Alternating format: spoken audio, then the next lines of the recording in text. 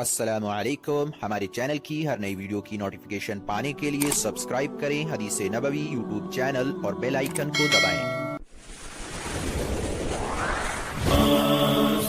हदीस नबवी सल्लल्लाहु अलैहि वसल्लम। देखो, ताजिर को उसकी तिजारत में, जमींदार को उसके जमींदारे में, मुलाजिम को उसकी मुलाजिमत में जो झटके लग रहे हैं वो सुबह शाम लगते हैं। जितना मजा बैठा हुआ है ये बतला दे, इसे कारोबार में कितने झटके लगते हैं, इनके फसल में, इनकी ज़राअत में कितने झटके आते हैं कि सैलाब आया साफ कर गया, टिड्डियां आई वो साफ कर गई, तूफान आया वो साफ कर गया, कीड़ा लग गया वो साफ कर गया। अल्लाह ताला का निजाम है, अल्लाह ताला करते हैं और इसके आमाल पर करते हैं, इसकी रजा वाले काम, इसकी बदअमली पर करते हैं, इसकी नाराजगी वाले काम। ये निजाम चलता है अल्लाह की तरफ से। लेकिन मेरे दोस्तों बुजुर्गों, अल्लाह का फजल है, उसका करम है कि उसने इंसानों को सही रास्ते पर लाने के लिए पहले अंबिया अलैहिमुस्सलाम को भेजा, फिर अंबिया अलैहिमुस्सलाम का सिलसिला बंद हुआ, अंबिया अलैहिमुस्सलाम की आमद का सिलसिला बंद हुआ और काम उम्मत के जिम्मे हुआ। इनकी रहबरी के लिए पहले नबियों को भेजा।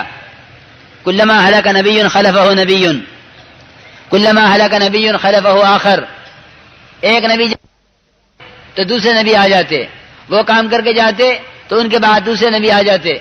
इस तरह नबियों का सिलसिला हज़रत आदम अलैहिस्सलाम से जनाब रसूलुल्लाह सल्लल्लाहु अलैहि वसल्लम तक, खातमुल अंबिया तक, इस तरह नबियों की आमद का सिलसिला चलता रहा।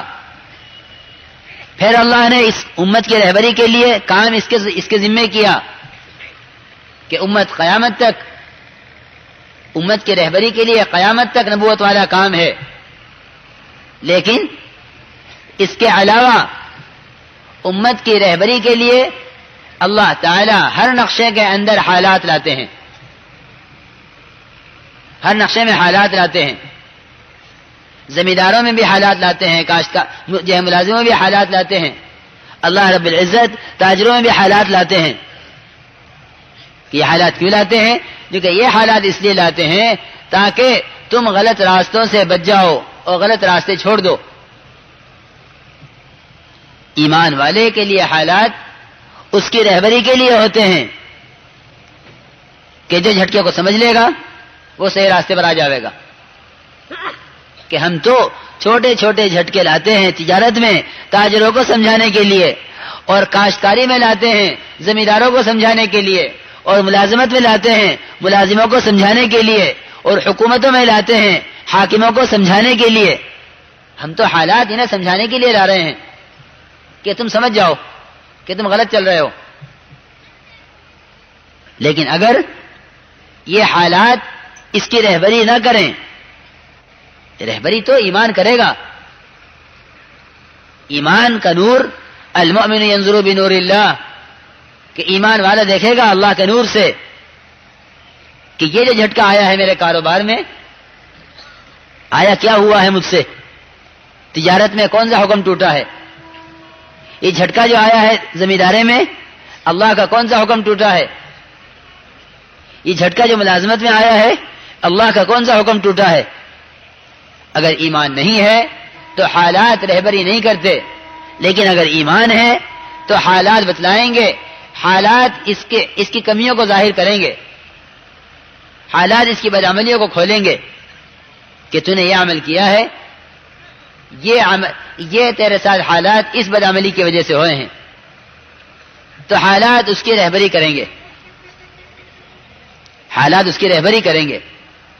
ये अल्लाह का फजल है कि गलत रास्तों पर चलने पर हालात आते हैं, ये अल्लाह का फजल है। लेकिन मेरे दोस्तों बुजुर्गों, अल्लाह रब्बुल इज्जत की तरफ से जो झटके आते हैं वो पहले छोटे छोटे आते हैं, फिर बड़े बड़े आते हैं। अगर छोटे झटकों से समझ ले कि हाँ मैं गलत चल रहा हूं, तो अल्लाह रब्बुल इज्जत बड़े बड़े झटके हटा देते हैं। پہلے حالات لاتے ہیں اس کے جسم میں، بیماریاں آویں گی، بدسکونی آوے گی، ہاں بیماریاں طرح طرح کی آویں گی اور بے اطمینانی آوے گی. پھر جب یہ اس سے نہیں سمجھے گا اور ایمان اور اعمال صالحہ پر، ایمان اور اعمال صالحہ پر، حیات طیبہ، سکون کی راحت کی زندگی جس کا مال سے اسباب سے کوئی تعلق نہیں، سکون ہم دیتے ہیں اپنے خزانے سے. یہ لکھپتی کروڑپتی ہو کے پریشان ہوگا اگر ایمان اور اعمال صالحہ نہیں ہے. لیکن ایمان اعمال صالحہ کے ساتھ یہ اپنے فقر کے ساتھ غنی ہوگا، یہ اپنے حالات میں خوش ہوگا، یہ اپنے حالات میں خوش ہوگا. تو وہ حیات طیبہ اللہ تعالی لاتے ہیں ایمان اور اعمال صالحہ کے ساتھ. من عمل صالحا من ذکر او انثى وهو مؤمن فلنحيينه حیاتا طیبہ، کہ ہم حیات طیبہ لاتے ہیں ایمان اور اعمال صالحہ کے ساتھ. جب ایمان اور اعمال صالحہ انسانوں کی زندگیوں سے نکل جاتے ہیں تو پھر اس کے بدلے میں معیشت ضنکا کہ بدمزہ زندگی آتی ہے کہ جس میں آدمیوں کو نہ چین ہے نہ سکون ہے، بلکہ یہ چین اور سکون ختم ہونے کے بعد پھر اللہ رب العزت حالات اس سے باہر کے بگاڑتے ہیں کہ یہ دکان گئی، وہ دکان گئی، وہ مکان گیا، وہ زمیندارہ گیا.